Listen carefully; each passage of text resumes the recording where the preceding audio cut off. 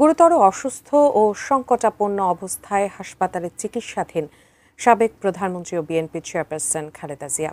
এই অবস্থায় ভারপ্রাপ্ত চেয়ারম্যান তারেক রহমানকে দ্রুত দেশে আসার আহ্বান জানাচ্ছেন সবাই। তবে মায়ের এমন নাজুক মুহূর্তেও পাশে থাকতে পারছেন না তিনি। কী কারণে তিনি পাশে থাকতে পারছেন না তার ব্যাখ্যাও দেন বিএনপির ভারপ্রাপ্ত চেয়ারম্যান। এমন পরিস্থিতিতে তারেক রহমানের দেশে ফেরার বিষয়ে নিজেদের অবস্থান স্পষ্ট করেছে অন্তর্বর্তী সরকার। বিস্তারিত জানাচ্ছেন শেখ ফরিদ। দীর্ঘদিন ধরেই হৃদরোগ, ডায়াবেটিস ও কিডনি জটিলতা সহ নানা শারীরিক অসুস্থতায় ভুগছেন সাবেক প্রধানমন্ত্রী ও বিএনপি চেয়ারপারসন খালেদা জিয়া। কিন্তু গত 23 নভেম্বর শ্বাসকষ্ট দেখা দিলে দ্রুত রাজধানীর এভারকেয়ার হাসপাতালে নেওয়া হয় তাকে।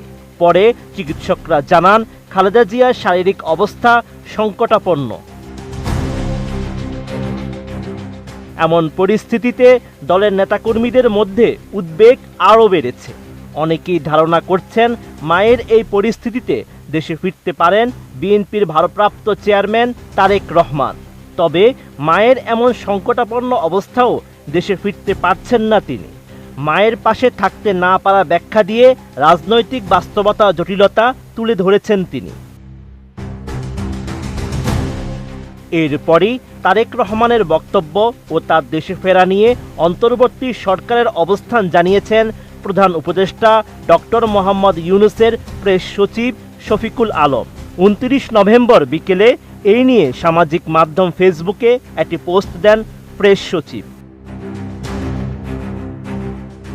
ফেসবুকে শফিকুল আলম লিখেন, জনাব তারেক রহমানের আজকের বক্তব্য এখনই দেশে ফেরার বিষয়ে সিদ্ধান্ত নেওয়ার সুযোগ তার জন্য অবারিত ও একক নিয়ন্ত্রণাধীন নয়। এটা উল্লেখ করে প্রধান উপদেষ্টার প্রেস সচিব শফিকুল আলমের কাছে জানতে চাওয়া হয় যে তারেক রহমান বাংলাদেশ প্রত্যাবর্তনের বিষয়ে সরকারের তরফ থেকে কোনো ধরনের বিধিনিষেধ রয়েছে কিনা। আমি বুঝি নির্মাণের শিল্প, সালাম স্টিল বোঝে ডিউরেবিলিটি। সালাম স্টিল, মোস্ট ডিউরেবল স্টিল। জবাবে প্রেস সচিব জানান, এ ব্যাপারে সরকারের তরফ থেকে কোনো বিধিনিষেধ অথবা কোনো ধরনের আপত্তি নেই। তিনি আরও উল্লেখ করেন, বেগম খালেদা জিয়ার শারীরিক অবস্থা নিয়ে প্রধান উপদেষ্টা ডক্টর মোহাম্মদ ইউনূস এরই মধ্যে গভীর উদ্বেগ প্রকাশ করেছেন এবং তার জন্য দেশবাসীর কাছে দোয়া চেয়েছেন।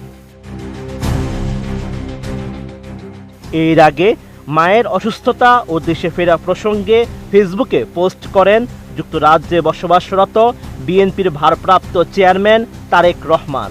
সেখানে তিনি লিখেন, এমন সংকটকালে মায়ের স্নেহ স্পর্শ পাওয়া তীব্র আকাঙ্ক্ষা যে কোনো সন্তানের মতো আমারও রয়েছে, কিন্তু অন্য আর সবার মতো এটা বাস্তবায়নের ক্ষেত্রে আমার একক সিদ্ধান্ত গ্রহণের সুযোগ অবারিত ও একক নিয়ন্ত্রণাধীন নয়। বিএনপির ভারপ্রাপ্ত চেয়ারম্যান আরও লিখেন, স্পর্শকাতর এই বিষয়টি বিস্তারিত বর্ণনার অবকাশও সীমিত। রাজনৈতিক বাস্তবতার এই পরিস্থিতি প্রত্যাশিত পর্যায়ে উপনীত হওয়া মাত্রই স্বদেশ প্রত্যাবর্তনে আমার সুদীর্ঘ উদ্বিগ্ন প্রতীক্ষার অবসান ঘটবে বলেই আমাদের পরিবার আশাবাদী। Sheikh Farid, ATN news.